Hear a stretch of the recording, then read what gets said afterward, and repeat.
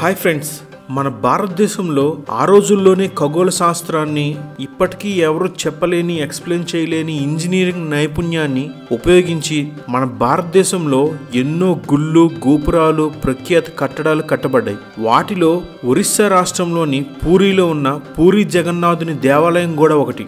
ఇది బంగాళాఖాతం సముద్రానికి దగ్గరలో ఉంటుంది. ఇది ఒక ప్రాచీన మరియు ప్రముఖమైన హిందూ దేవాలయం. ఈ గుడి కట్టిన అప్పటి నుంచి ఇప్పటి వరకు ఎన్నో వింతలు ఈ గుడిలో ఇప్పటికీ జరుగుతూనే ఉన్నాయి. అవి సైన్స్కి అందకుండా చాలా మందిని ఆశ్చర్యానికి గురిచేస్తున్నాయి. అవేంటో ఒకసారి చూద్దామా? ఈ గుడి పైన మీకు ఒక పెద్ద సుదర్శన చక్రం కనిపిస్తుంది. ఆ ఊర్లో మీరు ఎంత దూరం వెళ్ళినా ఆ చక్రం వైపు చూసారంటే అది మీ వైపు తిరుగుతున్నట్లు కనిపిస్తుంది. ఆ రోజుల్లో ఏ టెక్నాలజీ ఉపయోగించి ఆ చక్రాన్ని అక్కడ పెట్టారో ఇప్పటికీ ఎవరు చెప్పలేకపోతున్నారు. అదేవిధంగా జగన్నాథ స్వామి టెంపుల్ పైన ఒక పెద్ద జెండా ఉంటుంది. మామూలుగా గాలి ఎటువైపు నుంచి వీస్తుందో దాన్ని అనుసరిస్తూ జెండా ఊగుతుంది. కానీ ఈ జెండా దానికి పూర్తిగా వ్యతిరేకంగా ఆపోజిట్ డైరెక్షన్లో ఎగురుతూ ఉంటుందంట.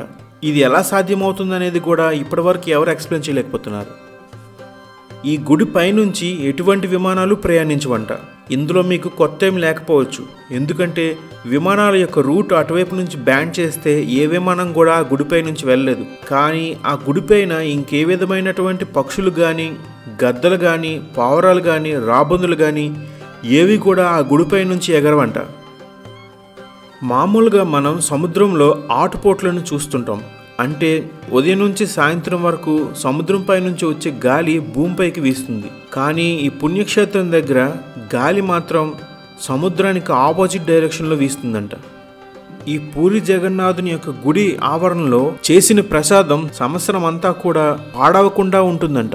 ఇలా వండిన ఈ ప్రసాదం సుమారుగా 2000 నుంచి 20 లక్షల వరకు ప్రజలకి పంచొచ్చంట. అలాగే ఏ రోజు కూడా ఈ ప్రసాదం ఎక్కువ అవ్వకుండా అదే విధంగా తక్కువ అవ్వకుండా వృధా అవ్వకుండా ఆ ప్రసాదాన్ని కరెక్ట్గా వండుతున్నారంట.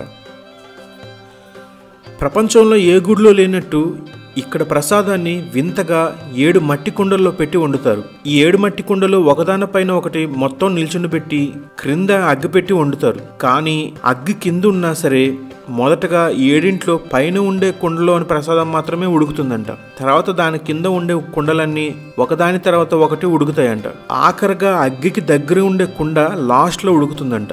ఈ విధమైన వింత మీరు ప్రపంచంలో ఇంకెక్కడ చూసి ఉండరు. ఈ గుడికి దగ్గరలోనే సముద్రం ఉంటుంది. మీరు ఈ గుడిలోకి ప్రవేశించడానికి ఒక పెద్ద మెయిన్ ద్వారం ఉంటుంది. దీన్ని సింహద్వారం అంటారు. ఈ ద్వారంలోకి ప్రవేశించినంత వరకు మీకు సముద్రం నుంచి వచ్చే గాలి ఆ శబ్దం వినిపిస్తుందంట. మీరు ఈ మెయిన్ ముఖద్వారం దాటి లోపలికి వెళ్ళి గుడి చుట్టూ ఒకసారి ప్రదర్శనం చేశారంటే మీకు ఎటువంటి సముద్రం గాలి కానీ ఆ శబ్దాలు కానీ మీకు వినిపించవంట. ఈ గుడిపైన కనిపించే మీకు ఈ జెండా తరచుగా మార్చబడుతుంది. ఈ 45 అంతస్తుల పొడవు ఉండే ఈ గుడి గోపురం పైకి ప్రసిద్ధమైన పూజారులు పైకి ఎక్కి ఆ జెండాని తరచుగా మారుస్తుంటారంట.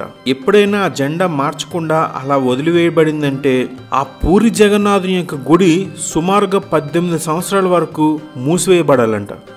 ఇటువంటి ఎన్నో ప్రఖ్యాతులున్న ఈ గుడి శ్రీకృష్ణుని లేదా విష్ణు భక్తులకు ఎంతో ప్రియమైనది. ఈ దేవాలయంలో శ్రీకృష్ణుడు, సుభద్ర మరియు బలరాములు దర్శనమిస్తారు.